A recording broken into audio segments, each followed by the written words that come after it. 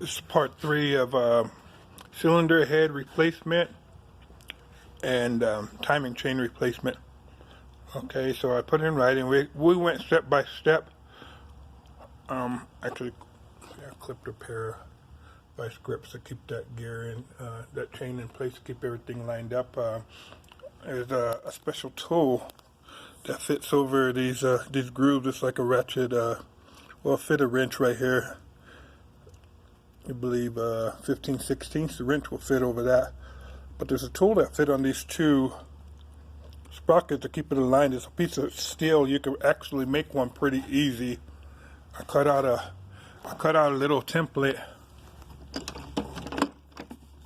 to make one. I cut out that little template so if I needed to make one out of steel, I could do it. I just use this little deal. We usually use them for doing carburetor work, measuring the floats and stuff. I use that to line up my sprockets. As you can see on the pictures, I had you do that. You set it right across the head, and you line that up and get your mark where you need to align it. Like I told you, let's see if you can see here. There's a black mark right here where my finger's at.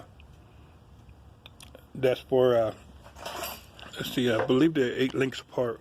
1, 2, 3, 4, 5, 6, 7. 1, 2, 3, 4, 5, 6, 7, 8. 8 links apart. And that's where your lines on the sprockets need to go, like I showed earlier in the paperwork. Those are very critical. This is an interference motor. The valves will bend if you get that wrong. You can do the heads. You can do everything inside the vehicle. I actually put the heads back on. There's a little gasket in between each head. That's a little pain in the butt to get lined up. I used a bore scope to align those back. I pried on this cover here a little bit in between there with a pry bar to just open that gap enough to get that gasket back in there. You know, so the heads are torqued down. I'll go over that and the steps that you need to do to torque the heads down. You can do these heads in the motor. You gotta undo the exhaust manifold bolts. Sorry, gotta take the exhaust manifold bolts. You can undo the exhaust in the back and leave the manifold on the back head and pull it up through here.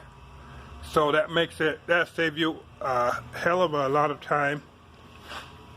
Okay, so I had already removed the cover and everything from there. You'll be able to see there's bolts in between to get to the guides. Let's see, there's a little these little plastic caps on the side, and you have access to the bolt holes to get to the guides. The plastic caps look just like that. This valve cover is tricky to get off and get back on. All you got to do is stand it straight up like that, and it will slide over this the back water pump drive. Okay, so underneath, let's see if I might have to put a light on here.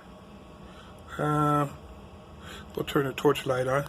Okay, so underneath you can see there goes all your brand new guides and chains. I got my marks lined up, as you can see there, like I show in the picture.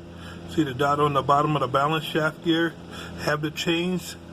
Don't pay attention to the black links that are on the camshaft drive chains. You do not. It will cause it'll cause you an issue. You'll end up bending valves. As you can see, as I showed in the paperwork there, the timing. Okay, there goes the mark on the balance shaft. There goes another mark. It's pointing straight down. That's at 6 o'clock, like I showed on my drawing. And this is at 12 o'clock. And the keyway being clocked off to about 1 o'clock. That's correct timing setup there. Once you get everything lined up, you know it's lined up perfect, go ahead and release all your tensioners. See, I got a piece of hanger in there locking that tensioner. They usually come with their own.